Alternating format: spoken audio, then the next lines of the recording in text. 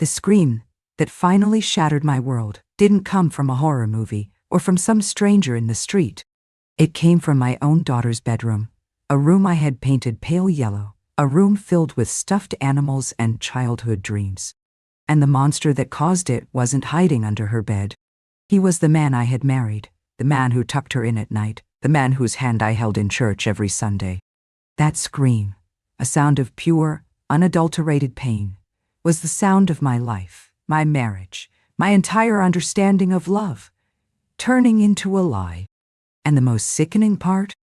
I had heard whispers of that scream for years, but I had chosen not to listen. Hi everyone, I'm Grandma Beatrice. I'm 76 years old.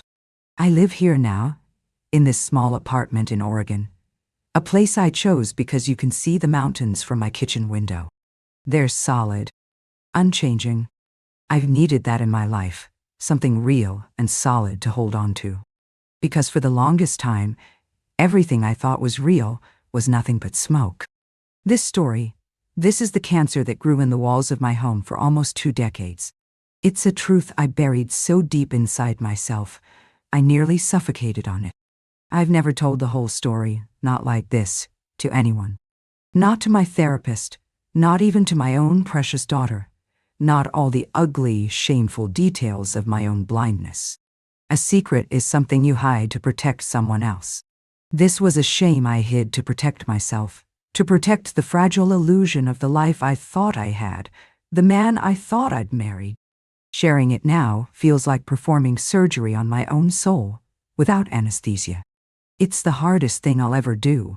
But I've come to believe that darkness thrives in silence. It festers and grows and consumes everything until it's all that's left. I'm telling this story to finally let the light in, to burn the cancer out. And I'm telling it for any mother, any wife, any woman out there who feels that tiny, cold prickle of wrongness in her gut but is too scared to name it.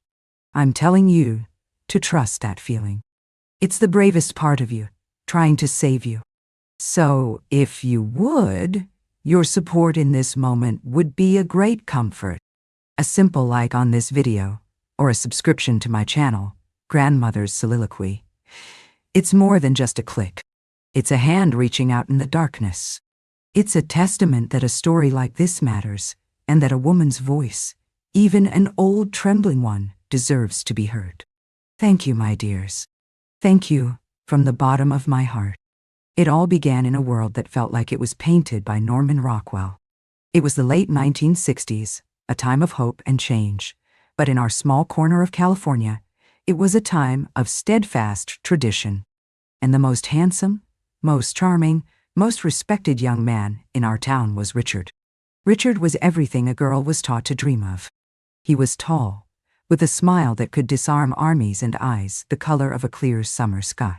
He was captain of the football team, president of his class, and he worked at his father's hardware store every weekend. He was polite, he was ambitious, and he treated his mother like a queen. He was, in a word, perfect. And he chose me, Beatrice, a quiet girl who preferred books to parties. I couldn't believe it. It felt like a fairy tale. Our courtship was a whirlwind of wholesome, movie-like dates. Picnics by the lake, long drives down the coast with the radio playing, sharing a milkshake at the local diner. He'd bring my mother flowers and talk business with my father. Everyone loved him. How could they not?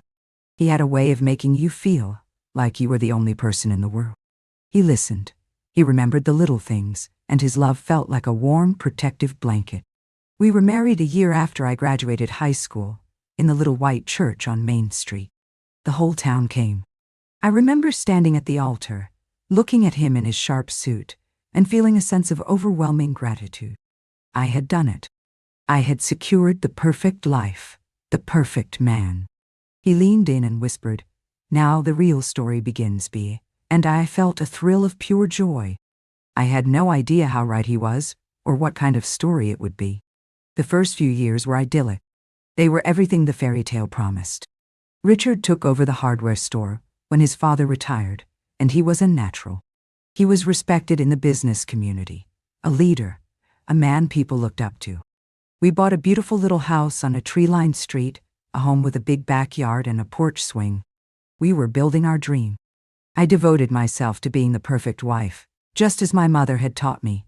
I kept the house spotless. I learned to cook his favorite meals. I hosted dinner parties for his business associates where he would shine, telling charming stories while I refilled glasses and smiled proudly. My entire existence revolved around his happiness, his success. And I was happy too. His approval was the sun I orbited around. The pinnacle of our perfect life, the jewel in our crown, was the day our daughter, Lily, was born. Richard was ecstatic.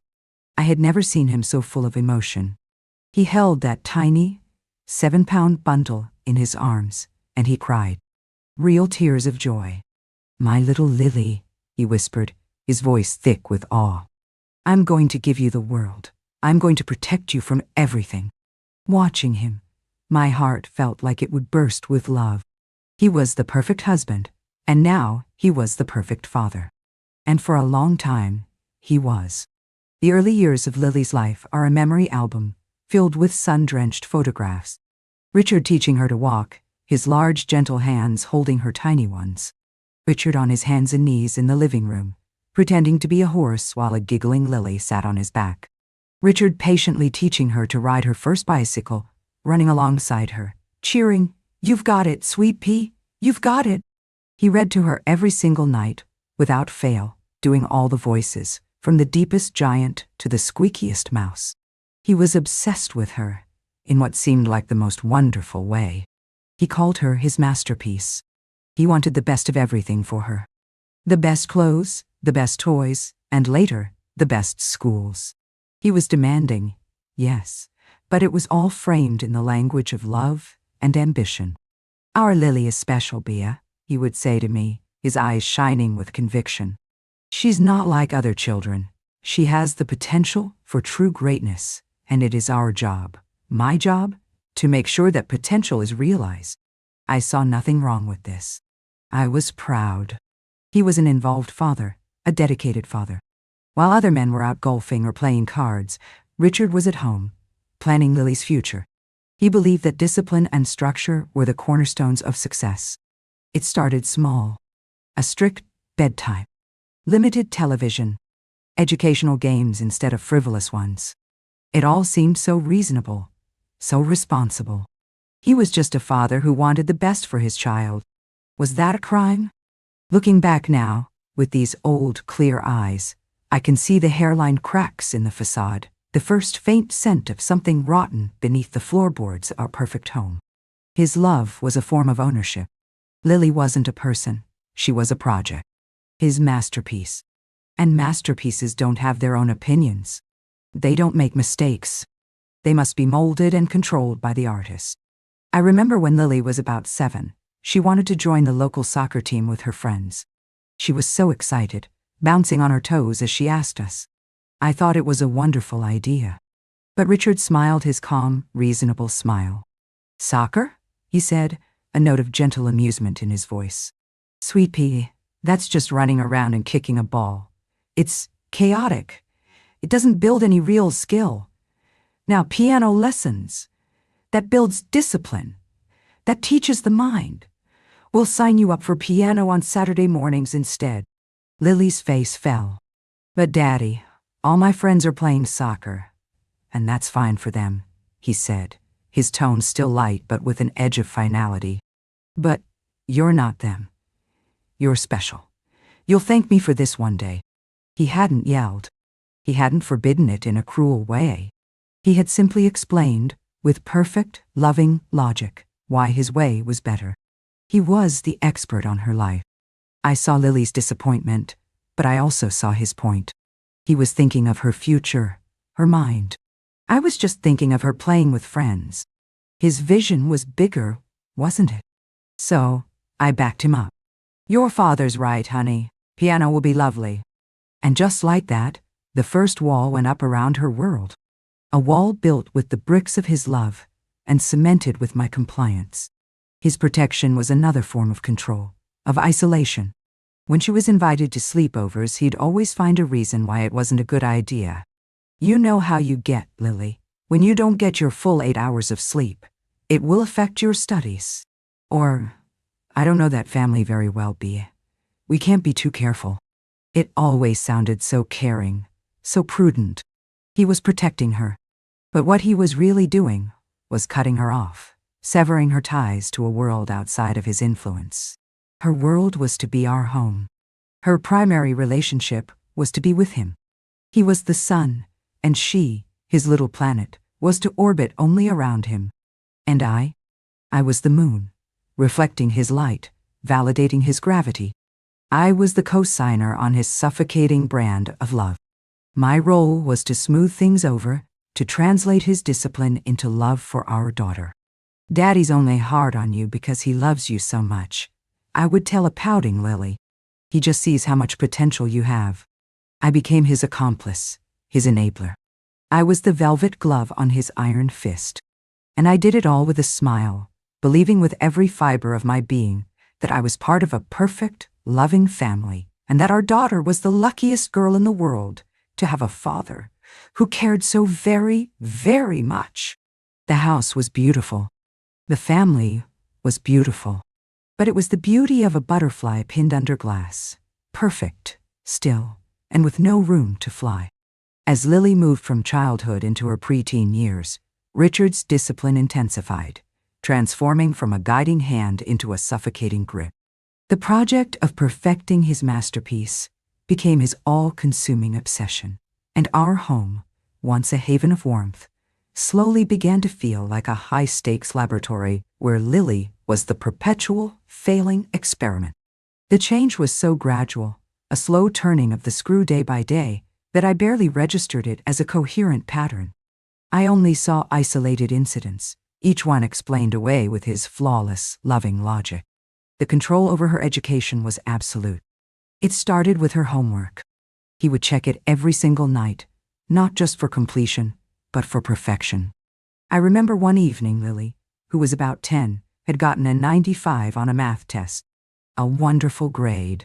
She was proud, and so was I. She showed it to Richard, her face beaming. He looked at the paper for a long moment, his expression unreadable. Then he looked up at her, not with a smile, but with a look of serious inquiry. "Where did the other 5 points go, Lily?" he asked, his voice calm and even. Lily's smile faltered. I made a silly mistake on one question, Daddy." "There are no silly mistakes, sweet pea," he said, tapping the paper. "There is only a lack of focus, a lack of discipline. A 95 is not 100. It is a failure to achieve perfection. We will need to work on this." That evening, after dinner, he made her do an extra 2 hours of math problems at the kitchen table, standing over her, pointing out every tiny error, his voice a low, relentless monologue about the importance of excellence. I sat in the living room, trying to read a book, but the words just swam on the page. I felt a knot of unease in my stomach. Wasn't this a bit much? It seemed so harsh. But then the other voice, the voice of the loyal wife, would whisper, "He's teaching her a valuable lesson. The world is a competitive place. He's preparing her." I chose to listen to that voice. It was easier. Soon, the kitchen table wasn't enough. He announced that he would be personally supervising her studies in his home office every evening. "The kitchen is too full of distractions, Bea," he explained. "She needs a quiet, serious environment to truly focus, from 7 to 9, every night. That will be our dedicated study time." And so it began. The ritual of the closed door. Every night, after dinner, Lily would trudge to his office, a small, dark room at the back of the house, and the door would click shut. For 2 hours, there would be silence, or the low, indistinct murmur of his voice. I was not welcome. Once, early on, I knocked on the door to bring them some milk and cookies. Richard opened the door a crack, his body blocking the view into the room. His face was a mask of cold annoyance. "Beatrice," he said, his voice a low hiss. "We are in the middle of a complex problem. You are breaking her concentration. Please, do not interrupt us again." I felt my face flush with embarrassment, as if I were a child who had misbehaved. I mumbled an apology, and retreated, the plate of cookies feeling heavy and foolish in my hands. After that, I never interrupted again. What went on behind that door? I convinced myself it was just what he said it was, studying. But sometimes, when the house was very quiet, I would hear things. Not yelling. It was never yelling. It was the sound of his voice, a relentless, low-pitched drill. And sometimes, I would hear Lily cry.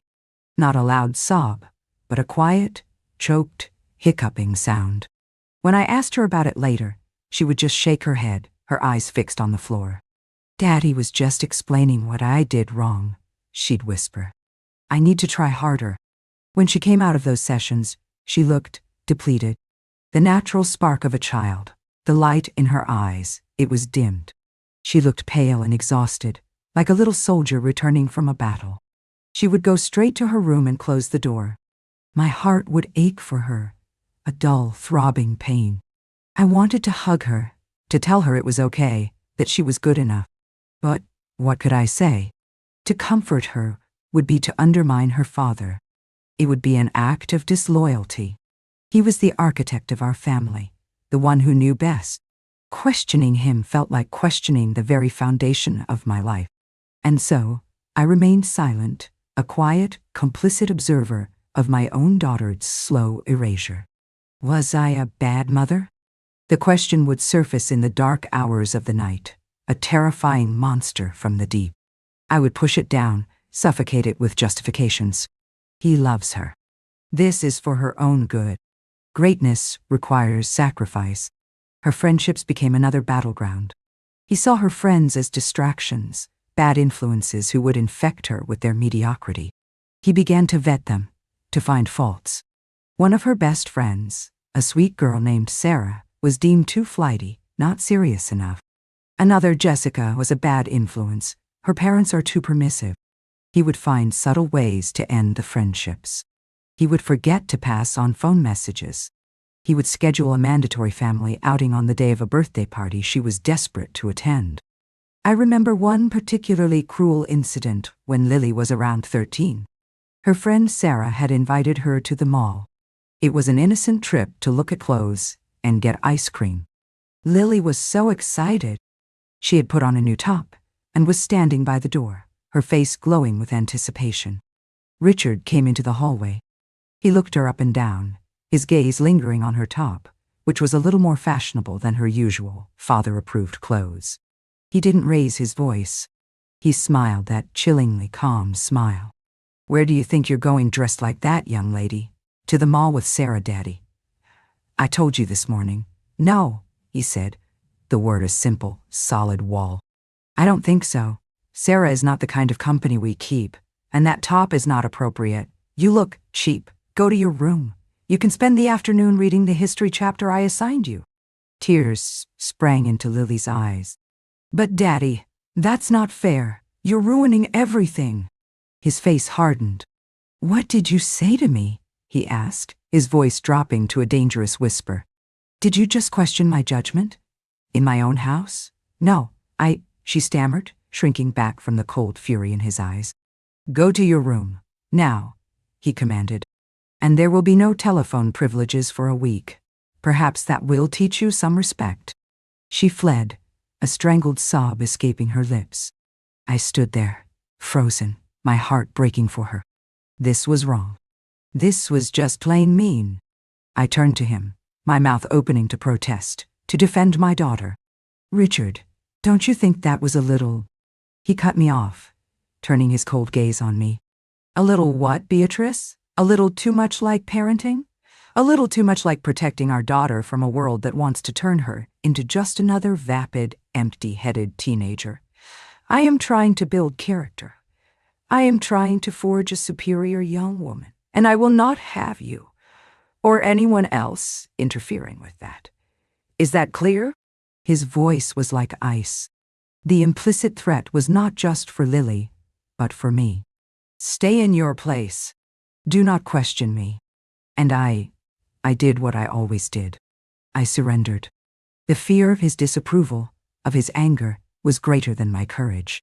I went to the kitchen and started making dinner, the sound of my daughter's quiet sobs from upstairs, a knife in my heart. I told myself I was keeping the peace, but I wasn't. I was collaborating with the enemy. As she entered her teenage years, his control extended to her very body. He monitored everything she ate. Sugar dulls the mind, Lily. Carbs make you sluggish. He would portion out her food, creating balanced, joyless plates of lean protein and steamed vegetables. If he caught her sneaking a cookie, the punishment was swift and severe. An extra hour of study, a lecture on self-control. She grew thin, pale, a ghost in her own home. He criticized her posture, the way she walked, the way she wore her hair. Nothing was ever good enough. She was his living sculpture, and he was constantly chipping away at her, trying to perfect her form, oblivious to the fact that he was destroying the spirit within.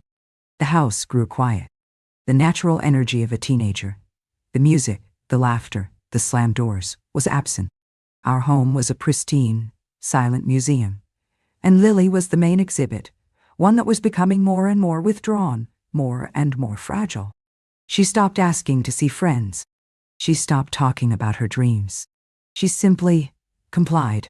She moved through the house with a quiet, fearful obedience, her eyes always downcast. She was a perfectly behaved, perfectly miserable child, and I watched it all happen. I was living in a state of willful blindness, a deep, deep denial. My entire identity was built on the foundation of being Richard's wife, of having the perfect family.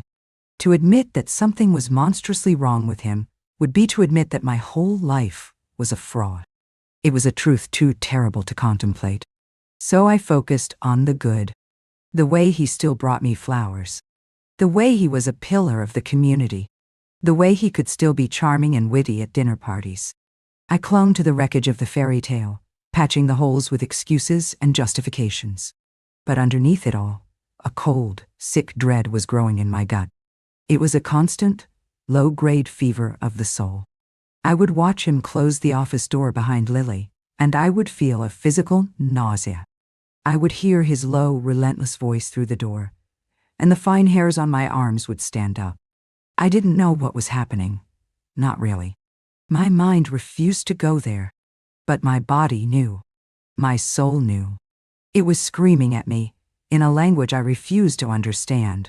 A part of me knew that this was not love. It was not discipline. It was something dark, something twisted, something evil. But I kept telling myself I was wrong, that I was imagining things. Until the day the whispers became a scream, and I could no longer pretend I couldn't hear. The breaking point, the moment the world shattered, came on a rainy Wednesday evening in October. Lily was 16. The air in the house was thick with a tension that had become our new normal.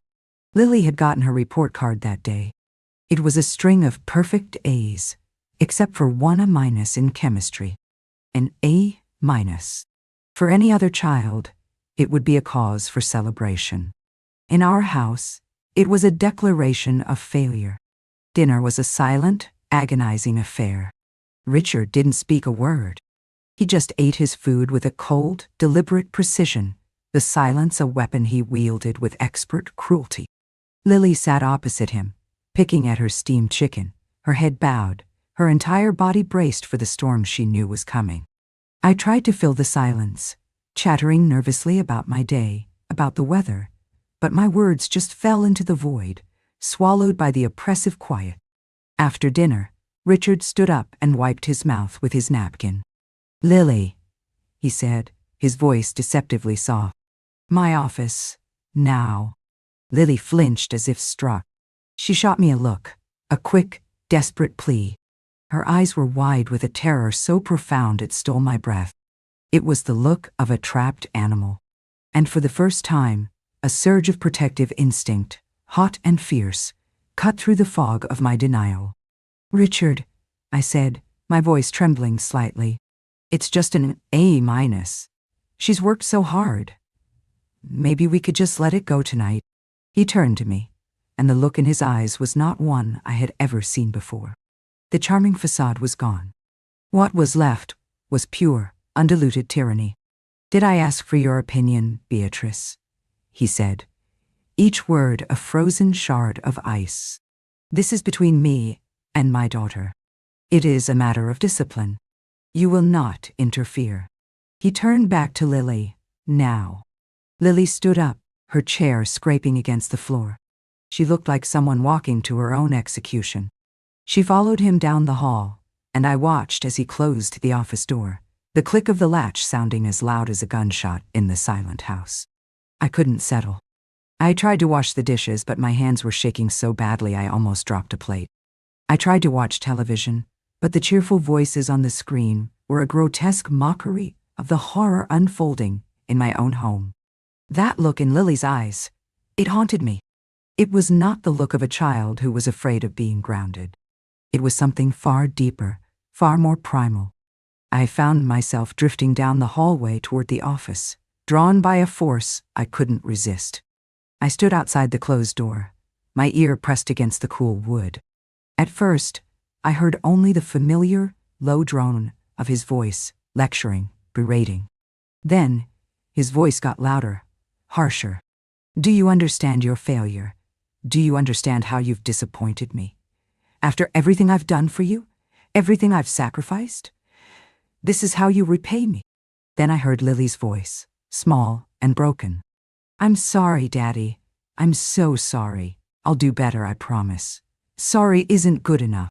He roared, and I jumped, my heart slamming against my ribs. He never roared. "You need to learn. Some lessons have to be felt, not just heard." And then it came. The scream. It was not a scream of defiance or anger. It was a sharp, high-pitched cry of pure, physical pain. It was a sound that bypassed my ears and went straight into my soul, setting every nerve on fire. In that instant, every excuse, every justification, every lie I had ever told myself burned away to ash. The fairy tale was over. The monster was real, and he was in the room with my child. I don't remember making a conscious decision. A force, ancient and ferocious, took over my body. The mama bear you hear about, it's not a metaphor. It's a truth that lives in your blood. I grabbed the doorknob and twisted. It was locked. Without a second's hesitation, I threw my entire body weight against the door. The wood splintered around the lock, and the door flew open with a sickening crack. The scene inside is burned into my memory forever. Lily was not at the desk. She was cowering in the corner of the room, her arms wrapped around herself. Richard was standing over her, his belt unbuckled, hanging from his hand like a leather snake. His face was contorted with a rage that was barely human. He was raising his hand to strike her again. "Get away from her." The voice that came out of me was not my own. It was a guttural, primal roar. Richard froze, turning to look at me, his eyes wide with shock and fury at my intrusion. "Beatrice, get out." "No," I said, my voice shaking but filled with a cold, hard certainty I had never felt before. I walked into the room, placing myself directly between him and our daughter. I looked him dead in the eye. "You will never, ever touch her again." For a moment, I thought he was going to hit me. His whole body tensed. But then he saw the look on my face. He saw that the compliant, fearful wife he had known for 25 years was gone. In her place was something he didn't recognize, something he couldn't control. He let out a sound of pure disgust, threw the belt on the floor, and stormed past me out of the room. I dropped to my knees in front of Lily. She was sobbing, great, gasping, body-racking sobs. "Lily, honey, look at me," I whispered, my hands hovering, afraid to touch her. "Let me see. Did he hurt you?" She slowly, shakily, lowered her arms. On her thin upper arm, there was an angry red welt, the clear imprint of a belt buckle. And looking at her arms, I saw them for the first time, older, faded, yellowish-green bruises, a faint constellation of past injuries I had refused to see. The truth hit me with the force of a physical blow. This wasn't the first time. It was only the first time I had let myself hear the scream.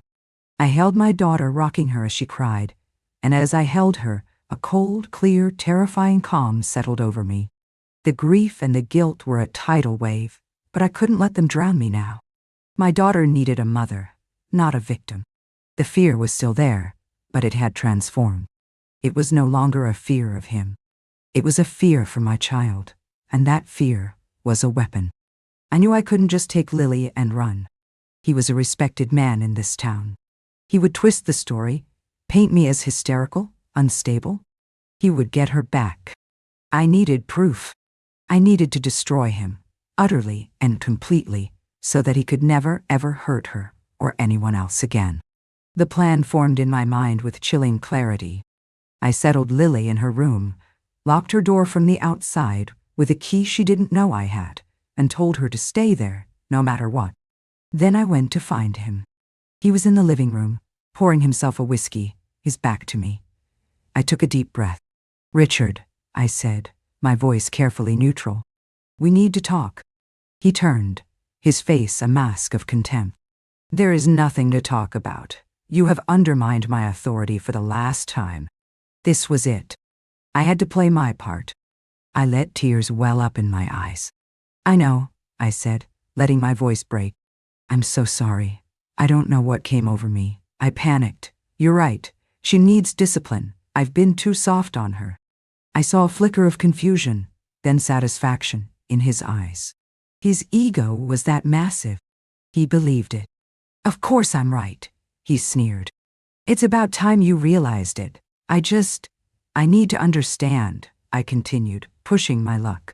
"Help me understand why it's so important. Why this way is the right way, so I can support you properly." He took a sip of his whiskey, a smug, superior smile playing on his lips. "It's simple, Beatrice. The world is weak. It rewards mediocrity. I am forging a daughter of strength, of perfection. And pain is the best teacher. A little pain now saves a lifetime of failure. It teaches respect. It teaches that I am in control, that my will is absolute. She needs to understand that her body, her mind, her future, they all belong to me. I am the artist, she is the clay mask." He was confessing. His arrogance was so profound. He was proudly admitting his monstrous philosophy. But my phone was in my pocket, its voice recorder app secretly running since I had left Lily's room. I had it all. The calm, cold-blooded justification for his cruelty. I let him finish, nodding, playing the part of the contrite, convinced wife. "I see now," I whispered. "Thank you for explaining." I backed out of the room, my heart pounding a frantic rhythm against my ribs. I had him. I had the monster in a cage of his own words. I went back to Lily's room, my hand shaking so much I could barely unlock the door. She was huddled on her bed, her eyes wide and terrified. I showed her my phone. "I got it, baby," I whispered, my voice choked with a mixture of terror and triumph. "I got him. It's over. I promise you, it's over." I didn't wait until morning. I knew his influence, his power in the community. I had to act while the evidence was fresh and my courage was at its peak. As soon as I heard the telltale snores coming from his bedroom, I slipped out of the house with Lily. We didn't take anything but my purse and the coats on our backs. We drove not to a friend's house, not to a hotel, but directly to the 24-hour police station on the other side of town. I will never forget the look on the face of the young, tired-looking officer at the front desk as I, Beatrice Miller, the wife of the esteemed Richard Miller, stood before him at 2 a.m, my 16-year-old daughter trembling beside me. "I need to report my husband for child abuse," I said, my voice as steady as a rock. The next few hours were a blur of fluorescent lights, bad coffee, and the quiet, professional movements of law enforcement. They separated us, taking Lily to be spoken to by a female officer trained in these matters. I sat in a small, bare interview room with a detective, a kind-faced man named Peterson. I played him the recording. I watched his expression shift from professional skepticism to shock, and then to a cold, hard anger that mirrored my own. He listened to the entire horrifying monologue. When it was over, he just looked at me. "Mrs. Miller," he said, his voice quiet but firm. "Thank you for doing this. You and your daughter are safe now." They went to the house before dawn. They arrested him in his pajamas.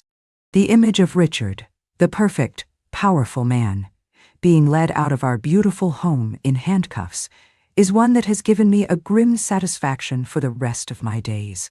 His face, they told me later, was a mask of pure, uncomprehending rage.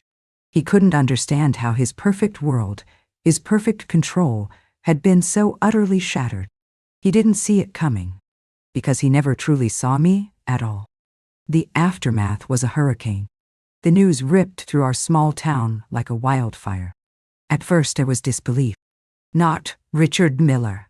There must be a mistake. But the evidence was undeniable. The recording. The photos of Lily's bruises, new and old. My testimony. And most powerfully, Lily's own quiet, courageous testimony in court. The trial was the hardest part. Seeing him sitting there in a suit, trying to look respectable, trying to twist the narrative, to paint me as a vindictive, unstable wife and Lily as a rebellious, lying teenager. But his words, played over the courtroom speakers, damned him. His own monstrous ego was the nail in his coffin. He was found guilty. He was sentenced to 10 to 15 years in prison for felony child abuse. He lost everything. The store, the house, his reputation. He was no longer the town hero. He was the town monster. Some people crossed the street to avoid me, whispering. But many more, especially women, would approach me in the grocery store, their eyes filled with a sad, knowing compassion. They would touch my arm and just say, "You did the right thing." I learned that behind the closed doors of many perfect homes, other women were fighting their own quiet battles. Lily and I sold the house, that beautiful prison, and we moved. We started over. It wasn't easy. The healing process is not a straight line. It's a long and winding road with many dark valleys. We had years of therapy, both together and separately. There were times the guilt of my own blindness, of my complicity, was so overwhelming I could barely breathe. I had to learn to forgive myself, to understand that I was a victim too, ensnared in his web of psychological control. But my daughter, my Lily, she's the true hero of this story. Out of the ashes of her childhood, she rose. She learned to trust again. She learned to laugh again, a full, free sound that I had not heard in years. She learned that she was not a masterpiece to be owned, but a person to be loved. She went to college, became a social worker, and now she dedicates her life to helping children who are trapped in the same kind of hell she endured. She broke the cycle of abuse and transformed it into a legacy of healing. She's the strongest, most compassionate person I have ever known. The lesson I carry with me, the stone in my pocket that I offer to you now, is this. The most dangerous monsters are the ones who look like saviors. They are the ones who dress their control in the clothes of love, their cruelty in the language of discipline. They build beautiful, perfect cages and convince you that you are safe inside. They count on your silence. They count on your loyalty to the illusion. So my advice, my plea, to anyone who hears my story is to listen. Not to the loud promises and the grand gestures, but to the quiet whispers. Listen to the silence that's too heavy. Listen to the no that's disguised as a what's best for you. Listen to the look in a child's eyes when they think no one is watching. And most of all, listen to that tiny, persistent voice in your own gut that says, "This isn't right." That voice is your truth. It is your power. Do not let anyone, no matter how much you love them, silence it. A mother's first duty is not to her husband, but to her child. It took me 16 years to learn that. I pray that my story might save someone else that lost time. Telling this story has been like walking through fire again. But I know it's necessary. The only way to fight the darkness is to drag it into the light. Thank you for being my light today, for sitting here and bearing witness to my truth. It helps heal a wound that will never fully disappear, but one I have learned to live with. If my story has touched you, or if it reminds you of someone you know, please share it. You never know whose life you might touch, whose courage you might ignite. Please remember to like this video and subscribe to the channel. Your support helps these stories reach the people who need them most. Love, Grandma Beatrice. See you in the next story.